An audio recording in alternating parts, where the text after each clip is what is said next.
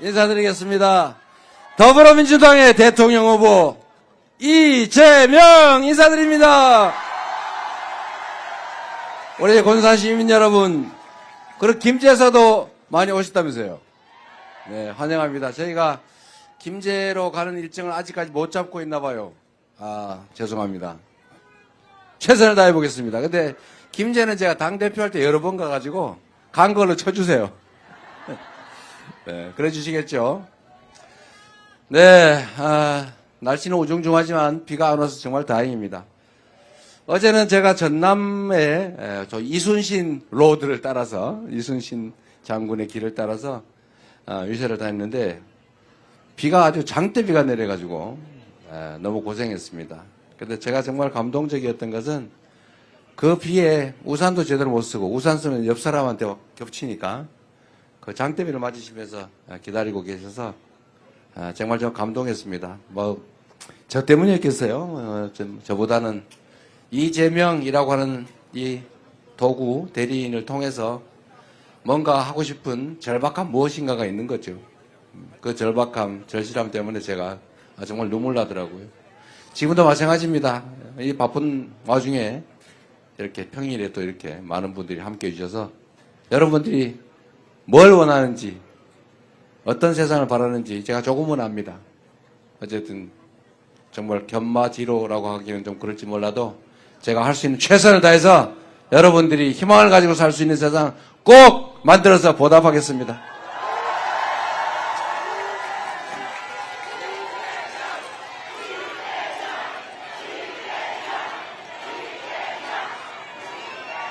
여러분, 요새 정말 먹고 살기 어렵죠? 경제가 너무 어렵고 정말 골목에 가게들도 다 문 닫고, 이게 지방만 그런 게 아니라 수도권도 그래요. 물론 수도권이 조금 물 깊이가 깊으니까 견딜만 하긴 하지만 지방보다 조금 낮긴 하지만 또 전국이 다 마찬가지입니다. 이게 전 세계적인 현상의 일부이기도 한데, 문제는 작년 12월 3일을 기점으로 모든 사람이 불안해지니까 움직이질 않아요. 경제라고 하는 게 너무 잘 알지만 순환 아닙니까? 순환. 제가 자주 말씀드리는데, 사람들이 경제, 그럼 뭐 엄청나게 복잡하고 대단한 거라서 특별한 사람만 안다고 생각하지만, 그냥 경제는 돈이 도는 걸 경제라고 그래요. 돈이 팽팽팽팽 돌면 돈 양이 적어도 경제가 활성화된 거죠. 돈이 많아도 딱 갇혀 있으면 경제가 죽은 거죠. 우리가 100억을 가지고 있었는데 그 100억이 누구 손에 딱 들어가서 꼼짝을 안 하면 경제가 활성화 안 된 거잖아요. 근데 100만 원 밖에 안 되더라도 그게 이 집 저 집 건너 자꾸 왔다 갔다 하고 돌면 그게 경제가 살아있는 거죠. 이게 이제 경제학자들이나 또 일부에서 반론을 하긴 하던데, 이 경제라고 하는 걸 너무 어렵게 생각해서 제가 옛날에 이런 예를 하나 든 일이 있어요. 동네 경제가 아주 막 다 죽어가지고 썰렁하게 그냥 침체되어 있는데, 그 동네에 어떤 관광객이 한 명이 왔어요. 그러니까 이 사람이 전화로 오기 전에 예약을 했습니다. 예약을. 내가 거기 이틀 묵을 건데 예약금으로 10만 원 보내겠습니다. 10만 원 호텔 주인이 받았어요. 그걸 받아가지고 마이크 좀 올려주세요. 네, 마이크를 최대한 올려주세요. 문제가 안 생긴 범위 내에서. 네, 잘 안 들릴 겁니다. 네. 잘 안 들릴 겁니다! 이러면 들릴 텐데, 목이 아파가지고. 자, 최대한 좀 올려주시고요. 이 돈을 10만 원을 이 호텔 주인한테 예약금으로 오전에 들어왔어요. 들어와서 이 호텔 주인이 오랜만에 돈이 10만 원 들어와서, 외상값을 갚자. 이래가지고 동네 식품 가게 외상값을 10만 원을 얼른 갖다 갚았어요. 이 식품 가게 주인이 오랜만에 또 돈이 들어왔어요. 내가 평소에 못 먹던 통닭이나 한 번에 사 먹자 이래가지고 통닭을 다 사서 먹었어요. 그 통닭 가게 주인도 요즘 10만 원이 오랜만에 들어왔어요. 그래서 옆집에 저번에 우리 그 신발 가게 외상했던 거 갖다 갚았어요. 신발 가게 주인도 10만 원 받아가지고 드디어 돈이 들어왔구나. 그래서 우리 배고픈데 빵이나 사 먹자. 그래 빵을 잔뜩 샀어요. 빵 가게 주인이 전에 호텔에 가서 외상으로 호텔값 못 줬던 거 10만 원 줬습니다. 그런데 좀 이따가 이 여행객이 아, 우리 여행 일정이 바뀌었어요. 미안합니다. 그 돈 돌려주세요. 그래서 돈 받아 갔어요. 이 동네에 들어온 돈은 아무것도 없는데, 그런데 동네에 어쨌든 거래가 쫙 일어난 거죠. 이게 경제죠. 군산에 우리 지역 카페 많이 하시죠? 네, 지역 카페. 자, 지역 카페 여기서 하는 것도 배워서 제가 경기도 배달 특급이라고 그걸 만들어서 지역 카페, 공공 지역 카페죠. 배달 앱 이런 걸 만들어 봤습니다. 그런데 사람들이 자꾸 그런 얘기를 해요. 뭐 자꾸 퍼주기 하느냐? 왜 공공기관이 그런 걸 나서서 배달 앱 만들고 그러냐? 이렇게 얘기를 하죠. 그런데 예? 안 들려요? 많이 퍼달라고요? 그렇죠. 많이 퍼달라고 합니다. 네. 맞는 말이죠. 그게 뭐 다 우리가 낸 세금 아닙니까? 누가 그런 얘기를 하잖아요. 그 이명박이 4대강 한다고 그 강바닥에다가 20조 원, 40조 원 퍼붓는 건 괜찮고 그 군산에 지역화폐 지원 300억 하는 건 죽어도 안 됩니까? 네.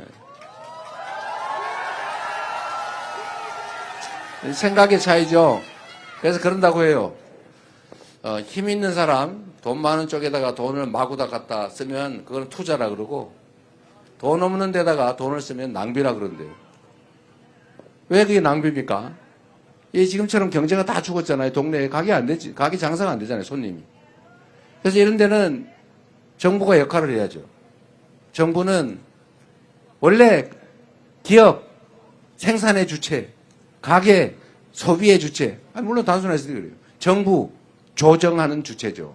정부, 가게, 기업. 이게 원래 역할이 있어요. 경기가 나빠지면 정부가 돈을 풀어야죠. 그런데 경기가 너무 활성화돼서 지나치다, 과열된다, 그럼 정부가 세금을 더 걷든지 이자를 올리든지 해가지고 약간 눌러주는 거죠. 이게 정부 역할입니다. 그런데 지금 정부는 뭘 하고 있어요? 무조건 아껴요. 무조건 아껴. 지금 배가 고파 죽겠는데 허리띠를 졸라가지고 허리 부러지게 생겼어요. 이렇게 하면 안 되죠. 그래서 지금도 추경 좀 하자. 소비 좀 진작을 좀 하자. 돈이 좀 돌게 하자. 그랬더니 절대로 안 된다고 고집을 부리고 있습니다. 어쨌든 경제라고 하는 게 그렇게 어려운 게 아니다. 돈이 돌게 해야죠. 다 굶어 죽은 다음에 나중에 그때 가서 하면 뭐 하겠어요? 지금이 정말 정부가 재정적인 노력을, 역할을 할 때다. 그렇게 생각합니다. 소비 쿠폰도 좀 지원 좀 하고, 지역 카페 있잖아요. 그 지원도 좀 하고, 그 다음에 배달 앱 이런 것도 활성화해서 좀 민간 배달 앱이 너무 많이 뜯어간다면서요. 뭐 죽겠다고 그러더라고. 독점을 하니까 그렇잖아요. 경쟁을 시켜야죠. 그래서 군산은 배달의 기수던가? 예. 네.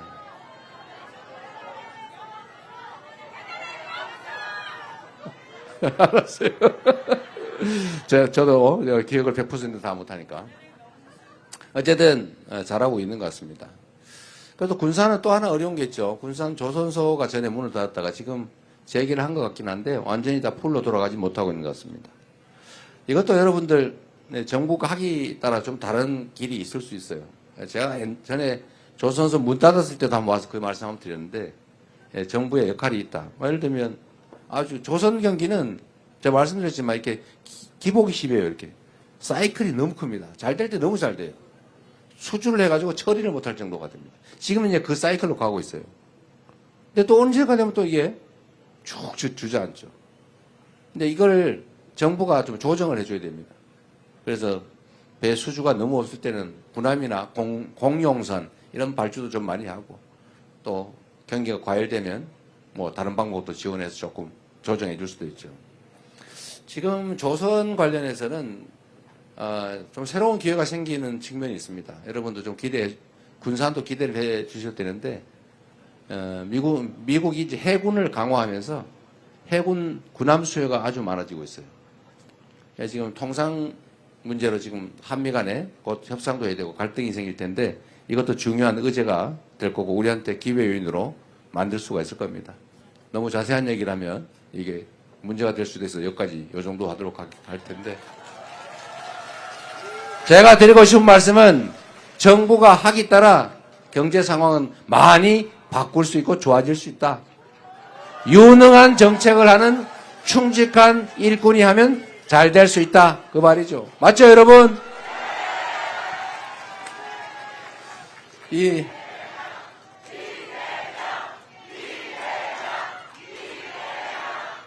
어렵긴 하지만 우리 국민들은 엄청난 저력을 가지고 있습니다.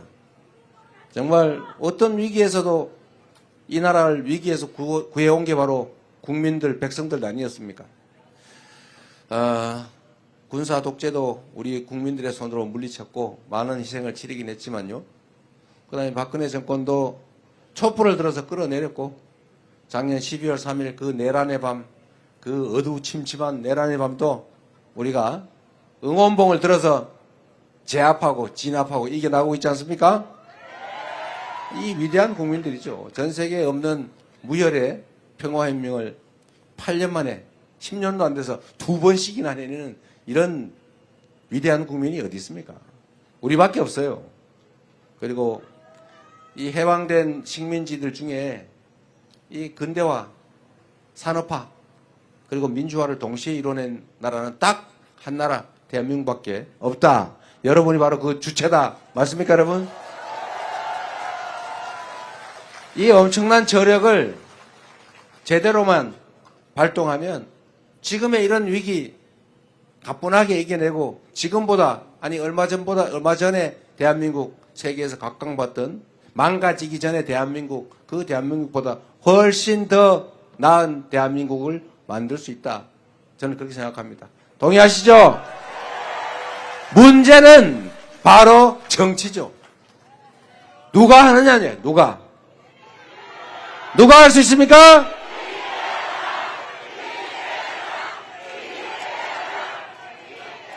제가 자주 그 말씀을 드리는데 똑같은 상황에서도 그 책임자의 능력과 역할, 태도에 따라서 전혀 다른 결과가 납니다. 여러분 사실 우리 동창회 개모임을 해도요. 그 개주가 성실하고 연락도 자주 하고 꼼꼼하게 살림하고 회비도 잘 걷고 잘 관리하고 그러면 모임 잘 돼요. 근데 이 개주 동창회장이 엉망으로 전화도 안 하고 막 회원하고 싸우고 막 편가르고 이렇게 하면 그 모임이 되겠어요? 망하는 건 순식간이죠. 나라도 마찬가지입니다. 우리 아주 가깝게 조선 그 선조라는 그 못되고 무능하고 무책임한 왕이 있을 때 전쟁이 벌어져가지고 백성이 수백만이 죽어갔잖아요. 그런데 그 똑같은 조선에서 정조, 이 정조는 완벽하게 정말 부흥하는 조선을 만들었습니다. 이 한 사람 때문이죠. 이 한 사람으로 인해서 그렇게 많은 변화가 있다. 제가 남부 이 이순신 로드 벨트를 따라서 제가 말씀을 많이 드렸는데 똑같은 조선 수군을 가지고 아니 훨씬 더 숫자도 적고 많이 망가진 전함들 12척 가지고 이순신은 23연승을 했잖아요. 조선을 구했지 않습니까? 근데 원균 뭐 했어요? 술 먹고 맨날 놀다가 누구처럼? 아, 그 사람이에요? 아, 몰라. 네.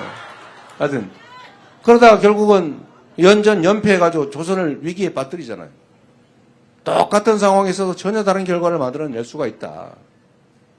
이거는 지금도 마찬가지입니다. 대한민국이 과거에 비해서 교육도 많이 받았지요. 우리 국민들 엄청 똑똑하지요.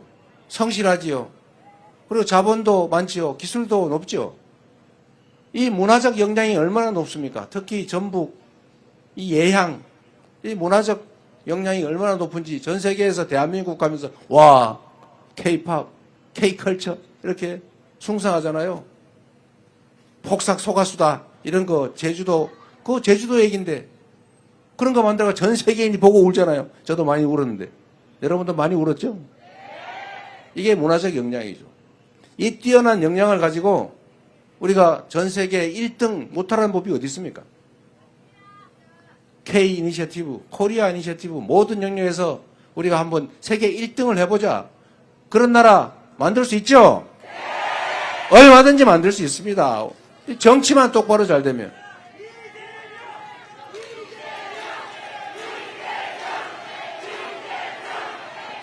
그렇게 말씀해 주시니 감사합니다. 사실 저도 자신이 있습니다.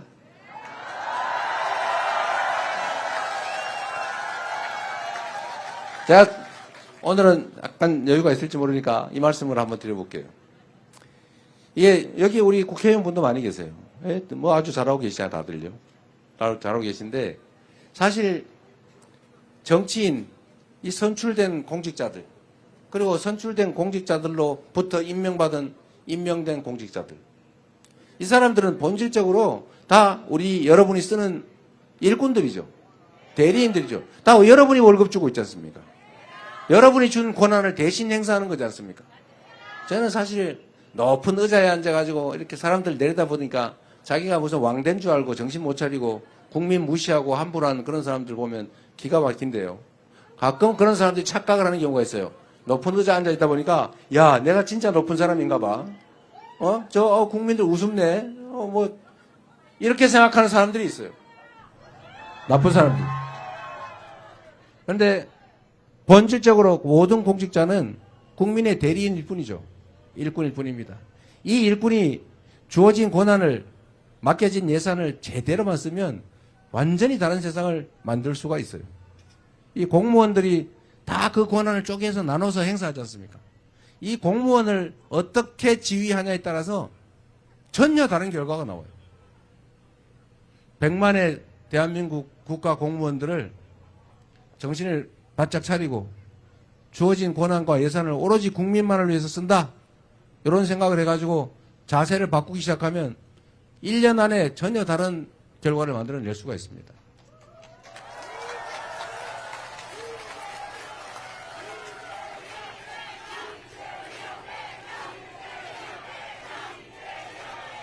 제가 성남시 똑같은 동네에서 거기는 바꾸는데 한 2년 6개월 걸렸어요. 너무 많이 좀 망가져 있더라고요. 2년 6개월 정도가 지나니까 공무원들이 정말로 오로지 시민들만 위해서 일하고 시민들한테 칭찬받는 걸 낙으로 하는 사람들로 변하더라고요. 그래서 성남시가 우리 군산 시민들도 부러워하는 이사 가고 싶은 동네 되지 않았습니까? 그래서 제가 이렇게 유명인사가 돼가지고 대통령 후보까지 나오게 된 거죠. 제가 직접 한 건 없어요. 다 공무원들 시켜서 그들이 한 거죠. 경기도도 제가 3년밖에 못 있었지만 그 3년의 짧은 시간 동안 경기도 공직자들이 전과 다르게 일해서 전혀 다른 경기도를 만들어냈지 않습니까? 그래서 여러분이 또 인정해 주셔가지고 너무 빨리 대통령 후보로 끌어내는 바람에 3년밖에 못해서 큰 성과는 못 냈던 것 같아요. 그래도 전국 1등 경기도를 만들지 않았습니까? 그리고 민주당도 말입니다. 민주당이 이 호남을 본거지로 하는 정당이잖아요. 민주당도 여러분 전에 보면 이게 국민들의 뜻이나 당원들의 뜻과 다르게 엉뚱한 짓도 꽤 많이 하고, 그리고 편 갈라가지고 맨날 싸우고 국민들한테 지탄받고 그러고 있다. 요즘은 어때요? 누구 뭐 일극체제니 뭐니 비난하지만 그러면 당이 편 갈라가지고 맨날 싸우고 있는 게 좋습니까? 부러워서 하는 소리죠? 네? 우리 총선에서도 압도적으로 이기고 국민들도 믿음직한 민주당으로 다시 거듭나지 않았습니까? 이 민주당 150이 뭐였죠? 민주당의 이재명의 민주당 150은 이기는 민주당, 유능한 민주당이었어요. 이기는 민주당, 유능한 민주당으로 바뀌지 않았습니까? 이제 6월 3일에 대한민국을 이재명에게 맡겨주시면 지금까지는 완전히 다른 새로운 대한민국을 만들어서 보답하겠습니다, 여러분.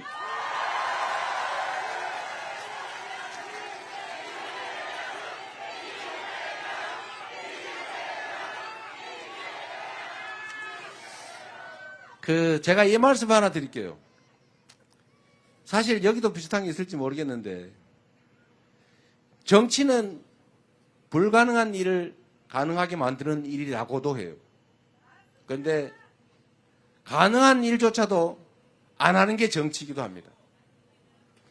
제가 사실 칭찬받는 일 중에 하나가, 도지사 할 때 칭찬받는 일은 계곡의 불법 영업을 싹 없앤 거예요.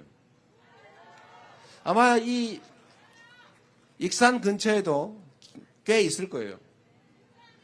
그런데 한번 생각해 보세요. 대한민국 정부가 수립된 이래 좋은 계곡에 불법으로 평상 설치하고 다리 적당히 놓고 독점해가지고 자리세 받는 거 그거 지금까지 수십 년 동안 아무도 제한 못했죠. 뭐 가끔 벌금은 냈죠. 여러 반처럼 한 5천만 원에서 매덕 번 다음에 벌금 300만 원 내면 되는 거니까. 계속 걸리면 이름 바꾸면 되는 거니까. 그래서 그거를 매덕씩 경기도나 이런 근처는 몇십억씩 주고 권리금 주고 그걸 사서 영업을 해요. 그런데 그게 그 개인 게 아니지 않습니까? 그 수없이 수백만 수십만의 사람들이 여름 한철 가가지고 계곡에 아이들 데리고 발 좀 담글라 그러면 자리세 내라 그러고 닭죽 5만 원짜리 최소한 2마리 안 사 먹으면 못 들어가게 하고 그러잖아요. 그래서 제가 이건 아니다, 이거 잘못이다 라고 해서 이거를 정리하기로 마음을 먹었는데 이걸 보고 다른 사람들이 이재명이 너무 과격하다 저거 막 때려부신 거 아닐까? 앞으로 나한테도 때려부시면 어떡하지? 이렇게 걱정하는 사람들이 있다고요. 그런데 여러분 그게 그렇게 해서 되질 않습니다. 만약에 그걸 물리적으로 권력만을 이용해서 때려부시면 그 사람들이 이때까지 가만히 있었겠어요? 당연히 석유통, 휘발유통 들고 라이터 들고 달려들죠. 당연히 그렇게 이때까지 버텨왔던 겁니다. 그래서 제가 이걸 해결하는 방법은 그리 어렵지 않다. 제가 행정 업무를 하거나 아니면 앞으로 국정을 하더라도 똑같이 할 건데 설득하고 대안을 만들어주고 합리적으로 논쟁하고 그래도 끝까지 부당하게 버티면 권력으로 제압하는 거죠. 그러라고 권력 준 거 아닙니까? 그래서 제가 경기도 그중에 가장 악질적이고 가장 심한데 몇 군데를 시범 케이스로 일단 단속을 했어요. 물론 법적 절차를 다 밟아서. 안 하면 철거합니다. 계고문 보내고. 철거 안 하면 강제 철거하고 비용도 올립니다. 안 해요. 그럼 법대로 철거. 이걸 한 두세 개를 이렇게 일단 한 다음에 제가 다른 데는 이제 다니면서 말로 다 만나서 설득을 했죠. 필요한 게 뭐냐. 우리가 몇 억씩 주고 사 들어왔는데 우리 어떡하란 말입니까? 그러면 다른 길을 찾아주면 될 거 아니냐. 그래서 제가 이렇게 얘기했어요. 일단 닭죽 파는 거 좋은데 닭죽 한 마리 6만 원씩 받고 파는 거 좋은데 그거보다 더 좋은 방법을 지금부터 알려주겠다 내가. 지금 그것 때문에 안 오지 않냐. 계곡에 사람이 더러워서 피해서 안 오지 않냐. 싹 정리하자. 이걸 싹 정리한 다음에 깨끗하게 정비를 해서 많은 사람이 막 오게 한 다음에 거기다가 닭죽을 팔지 말고 커피와 차를 팔아라. 닭 5만 원 주고 해봐야 땀 삘삘 흘리고 막 1시간 동안 고아가지고 팔아봐야 3만 원밖에 안 남지 않냐. 그런데 커피 한 잔 팔면 8천에서 만 원을 받을 수 있는데 원가가 내가 알아보니까 120원이더라. 예? 그래서 이거를 깨끗하게 정비하고 저기 유럽의 어디 관광지처럼 산책로도 정비하고 주차장도 만들고 이렇게 싹 정비를 하고 그리고 봄철에는 무슨 그림 그리기 대회, 여름에는 메기 잡기 대회, 버들치 잡기 대회, 낚시 대회 이런 거 하고 가을 되면 또 그림 그리기 대회 이런 거 하고 농산물도 팔고 화장실도 만들고 산책로 만들고 이러면 많이 오지 않겠습니까? 그거 어떻게 믿었냐고 그래서 내가 할 테니 그거 안 믿으면 어떡할 건데? 그렇게 할 건데 만약에 안 하면 봤죠? 저기 철거하는 거. 강제 철거하고 비용도 물리고 당연히 형사처벌하고 지원도 안 해줍니다. 반대쪽으로 협조하고 철거 빨리 하고 우리가 돈 다 들여서 다 철거하고 원상복구 우리 다 하고 돈도 지원해주고 빌려도 주고 주차장도 만들어주고 화장실도 만들어주고 길에 저기 산책로 다 만들어주고 그리고 또 계곡 단위로 한 명씩 채용해가지고 계곡 관리관 만들어서 다 처리해주고 동네 사람들 고용해서 청소하는 거 다 고용해서 청소해주고 이렇게 할 테니까 둘 중에 어떤 걸 고르겠습니까? 그래서 그분들이 다 믿고 자기들이 다 알아서 싹 철거했어요. 거기가 불법 시설물이 1,700개인가 800개인가 뭐 이래 있었다는데 제가 강제 철거한 건 5군데가 6군데밖에 안 돼요. 1%도 안 됩니다. 나머지는 다 주민들이 자발적으로 철거했어요. 그리고 저희가 각 시군에다 지원금 줘가지고 파라솔 벤치 이런 거 다 만들어주고 길 다 닦아주고 주차장 만들고 공용 화장실 다시 하고 그 건물 커피를 팔려면 그 우중중한 닭죽집이 아니고 깔끔한 카페가 돼야 될 거 아닙니까? 돈 필요하잖아요. 다 빌려줬어요 제가.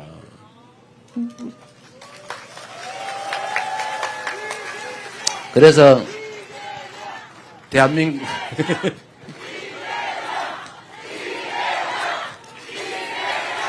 자랑하는 효과가 있네요.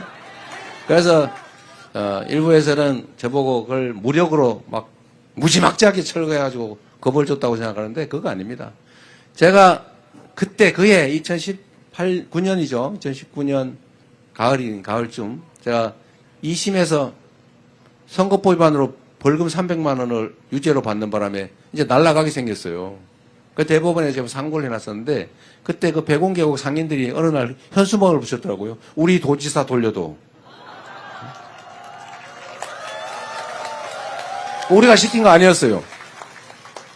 그 백운계곡이 경기도에 제일 유명한 데 있거든요. 악명 높은 계곡. 지금은 가장 많은 사람이 와서 커피도 팔고 봄, 여름, 가을, 겨울 가릴 것 없이 관광객이 많이 찾아서 커피 마시고 그림도 그리고 사생대회도 하고 동네 청소도 동네 노인들이 일자리 사고로 하고 이런 동네로 바뀌었습니다. 하여튼 행정은 그런 거죠. 길을 만들어 줘야 되지 않습니까? 온 동네에 가면 그런 게 있어요. 특별한 희생을 치르면 특별한 보상을 해주자. 그게 제가 가지고 있는 신념입니다.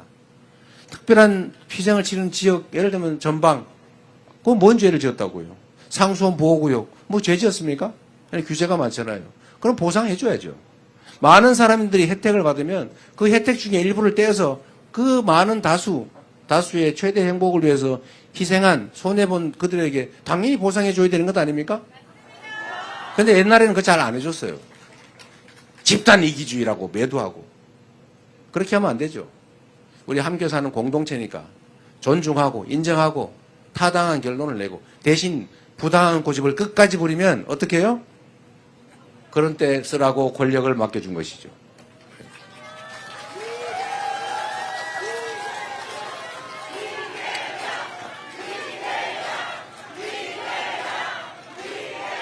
사실 나라는 일도 마찬가지입니다. 온갖 영역에서 이해관계가 충돌해서 싸우죠. 저는 이 싸우고 있는 이해관계 당사자들에게 저는 기회를 줘야 된다고 생각해요. 대화해야 됩니다. 소통해야죠. 얘기 들어야죠. 타당한 건 수용해야죠. 그리고 서로 조금씩 양보하고 대화하다 보면 거의 좁혀져요. 이만큼.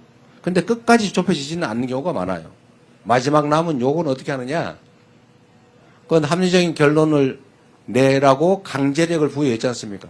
바로 그게 권력이죠. 그러면 합당한 결론을 내면 따르는 거죠. 억울하지 않게. 일반인의 평균적 기준에서. 근데 쓸데없이 고집을 부리는 극소수가 있습니다. 어떻게 할 수 없잖아요, 이거는. 거기에 끌려다니서는 안 되겠죠? 모두를 위해서. 그러나 부당하게 소수라는 이유로, 약자라는 이유로, 힘없는 지역이라는 이유로 불이익 주면 안 된다. 그런 사회를 만들어야죠. 우리가 바라는 세상, 공정하고 합리적이고 말로 대화로 풀어가는 그런 세상. 우리 한번 만들어 보자고요. 네.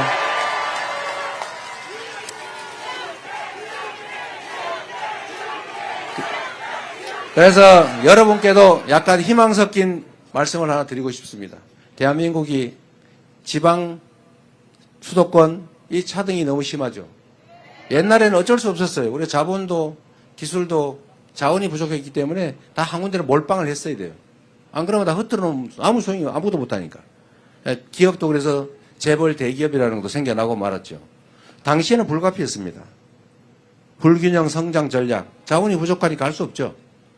그러나 이제는 그게 한계에 도달했습니다. 이제는 너무 수도권으로 몰리고 이제 너무 특정 기업으로 많이 몰리면 이게 부작용이 생겨요. 이 부작용이 이제는 성장, 지속적 성장을 가로막는 성장의 장애 요소가 됐습니다. 이제는 균형 발전해야죠. 지방에는 사람이 없어서 소멸할 지경이고 서울은 사람이 넘쳐서 터져나갈 지경이고 이렇게 되면 나라가 큰일 난다. 이제는 지방에 분산을 좀 해야 될 때가 왔습니다. 근데 이게 그냥 억지로는 안 돼요. 억지로 안 되고 방법이 있죠. 그 지방의 특색을 맞춰서 몇 가지 정부가 주력하면 됩니다. 그 첫 번째가 여러분한테 관계 있는 것인데 대한민국이 앞으로 가야 될 산업의 큰 방향은 첫째는 인공지능을 중심으로 한 첨단 기술 산업으로 신속하게 전환하는 거예요. 두 번째로는 이제는 화석연료 의존 시대가 지났어요. 이제는 재생에너지로 생산되지 않은 제품은 사지 않는다. 탄소로 생산한 제품을 유럽이나 미국에 수출하려면 탄소 국경세라고 하는 걸 엄청나게 내야 된다. 이제는 화석연료에 의존해가지고는 경제 활동이 안 됩니다. 그럼 재생에너지로 전부 바꿔야 돼요. 근데 이 정부가 수사가 전문이라서 태양광 산업 매 수사하다가 이 산업 체계가 완전히 망가지고 있어요. 그것도 빨리 복구해야 되고. 특히 재생에너지는 어디에 많아요? 지방에 많아요. 서남해안, 새만금. 이 지방에 이 무한하게 많이 있는 이 바람, 이거 바람도 에너지거든요. 태양, 에너지. 이 에너지가 사실 지방에 많습니다. 지방에서 곳곳에서 농사 대신에 이제는 태양광 농사를 지으면 되죠. 바람 농사를 지으면 됩니다. 그게 가능하도록 정부가 도로를 깔듯이 인프라로 다 송배전망을 촘촘하게 깔아주면 내가 집에 지붕 위에다가도 태양광, 그 위에다가 바람개비 달아서 또는 마을 주민들이 공동으로 마을 해관에 또는 논뚝길에 농로 위에다가 개천 위에다가 전부 태양광 패널 깔아서 생산하면 되죠. 여주 구양리라는 마을을 제가 이번 선거운동 내려오면서 그걸 들렀다 왔는데 거기는 마을에 조그마하게 한 2천 몇백 평 되는 데다가 마을 해관 밭 이런 데다가 태양광 패널을 설치해서 한 달에 1,000만 원씩 남아요. 그 1,000만 원으로 마을 주민들이 점심은 그냥 다 무료로 먹어요. 동네 버스 다 무료로 운행해요. 사람 한 명 고용해서 동네 살림하는 동네 상머슴을 고용해놨더라고요. 근데 이런 거를 온 동네 마을마다 다 하면 되잖아요. 못할 이유가 없죠. 예. 그래서 태양농사, 바람농사를 짓자. 그리고 요거는 그냥 자급자족하는 정도이고 그 이상으로 지금 대한민국은 에너지를 전부 재생에너지로 바꿔야 되는데 지금 대한민국이 재생에너지 비율이 10%가 안 돼요. 9점 몇 프로밖에 안 됩니다. 삼성전자 한 군데가 쓰기도 부족하다고 해요. 재생에너지가 없어가지고 지금 공장을 해외로 다 넘기고 있어요. 이러면 안 되겠죠. 그래서 빨리 재생에너지를 국내에서 생산을 시작해야 됩니다. 그래서 정부가 각 인프라를 구축해주고 지방에 재생에너지를 대대적으로 생산하게 하고 그걸로 먹고 살고 대신에 기업들을 이게 여기 중요한데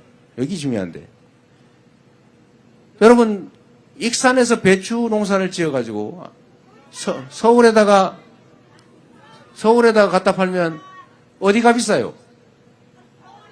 서울이 비싸죠. 왜? 그건 너무 당연한 겁니다. 수송비가 드니까.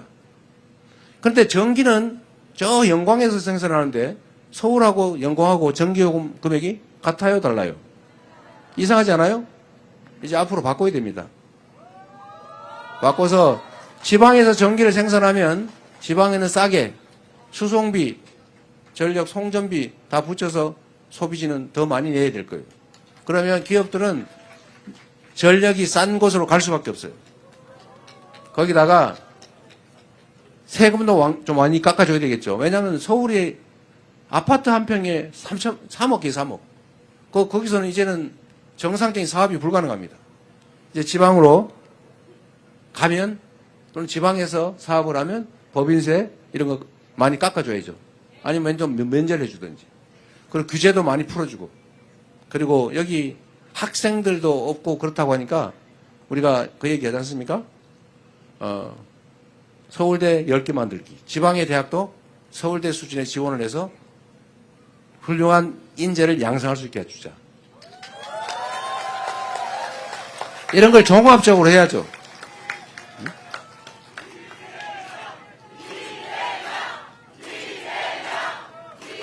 그래서 우리가 지방 균형 발전 한다고 말은 하는데 실제로는 잘 안 되잖아요. 그러니까 진짜 해야 됩니다. 나라가 살려면 길게 지속적으로 성장하려면 균형 발전을 해야 되고 이제 그 길이 생긴 거예요. 다행이에요. 오히려 지금 이 위기가 기회일 수 있는 거죠. 지난 3년 동안 이렇게 막 밀어놨기 때문에 새로 시작할 수 있게 된 거예요. 완전히 새로. 기회로 만들어서 새로운 나라, 함께 사는 나라 꼭 만들어 봅시다, 여러분.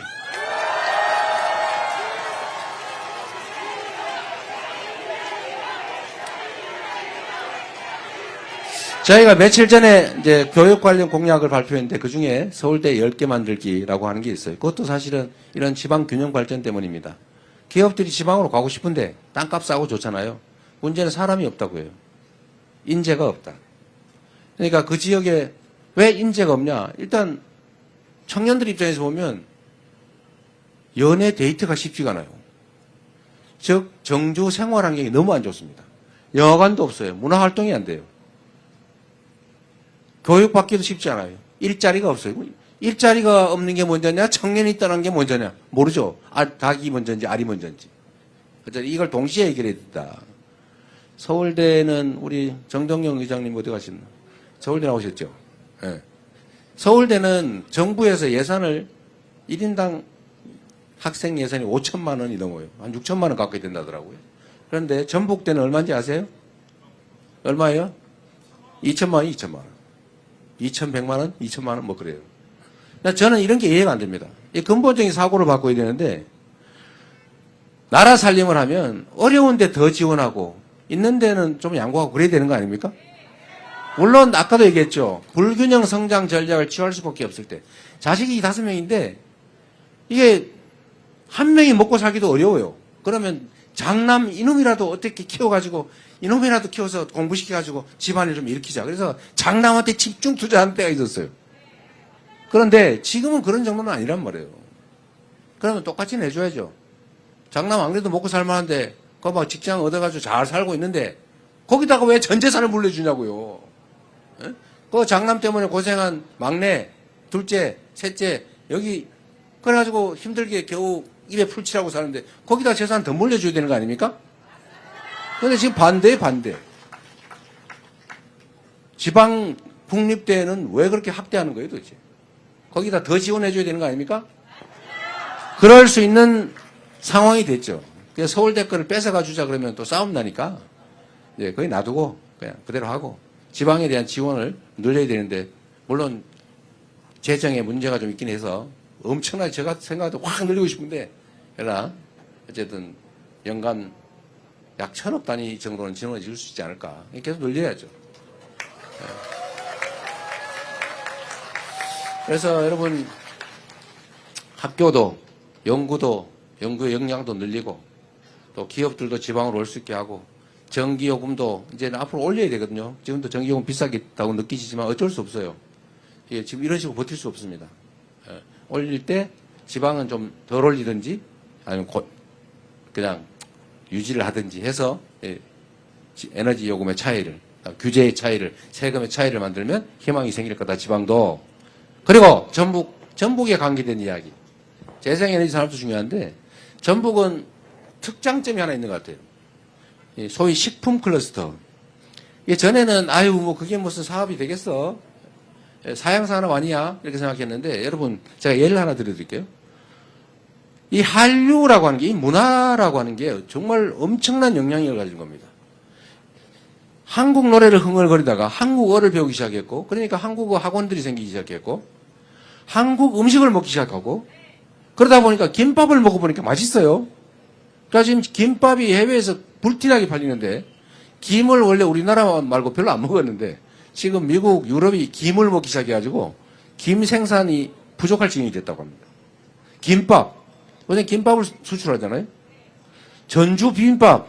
요새는 보관이 되잖아요. 이게 한국, K푸드, 한국 음식이 지금 전 세계가 이제 이 경제 수준이 올라가가지고 이제 건강 관리를 하기 시작했는데 건강 음식으로는 최고예요. 이런 좋은 음식이 없습니다. 이거 수출하면 되잖아요. 전주 비빔밥, K푸드. 그런데 이 전북이 국가 식품 클러스터, 식품 특화 지역으로 지정되어 있지 않습니까?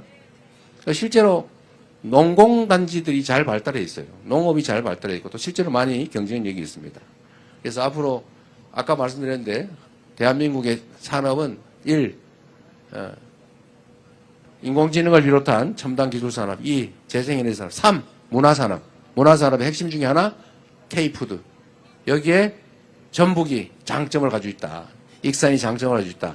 여기에 집중 지원을 해서 여러분에게도 희망을 만들어 드리도록 하겠습니다. 네. 비도 오니까 빨리 끝내야 되겠죠, 이제.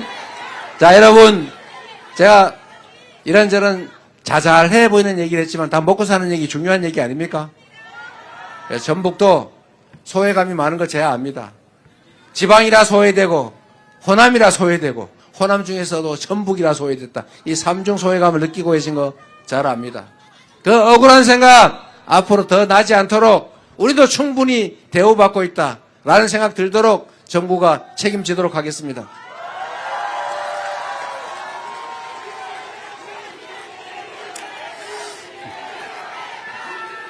자, 여러분, 이제 제가 드릴 말씀은 다 드린 것 같아요. 이제 새만금에 대한 지원도, 저는 새만금 얘기 안 하고 싶은데 안 하면 안 된다고 그래서 잠깐 말씀드릴게요. 이 새만금 얘기한 지 30년 넘어가지 않아요?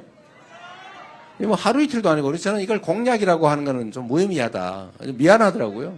뭐 사람 놀리는 것도 아니고. 그러나 이 점은 제가 분명히 말씀드립니다. 저는 정치를 하면서 뭐 새로 뭐 하겠다 이런 공약 많이 안 했어요. 특히 엄청난 SOC 투자 뭐 하겠다 이런 공약 잘 안 했습니다. 왜냐하면 잘 안 돼요. 돈은 많이 들고. 그래서 있는 거라도 빨리 끝내자. 새만금 문제는 다른 것보다도 정리를 빨리 해야 될 것 같아요. 또 그 중에 하나 뭐 해수 유통도 빨리 결정해가지고 일부 조력 발전이라도 하든지 빨리 합리적으로 하고 그 기간에 이미 개발된 또 앞으로 개발하지 않을 수 없는 지역은 빨리 용도대로 기업들이 들어오든지 연구기관들이 들어오든지 또는 아까 말씀드린 대로 재생에너지 생산량을 늘려서 그걸 싸게 공급하든지 해서 빨리 완료하도록 하겠습니다, 여러분.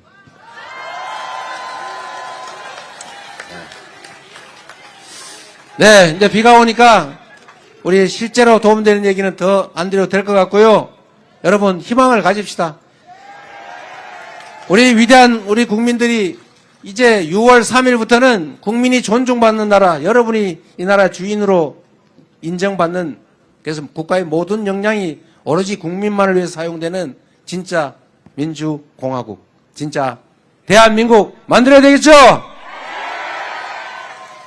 여러분이 기회를 주시면 유용한 도구로서 충직한 일꾼으로 최선을 다하겠습니다. 고맙습니다.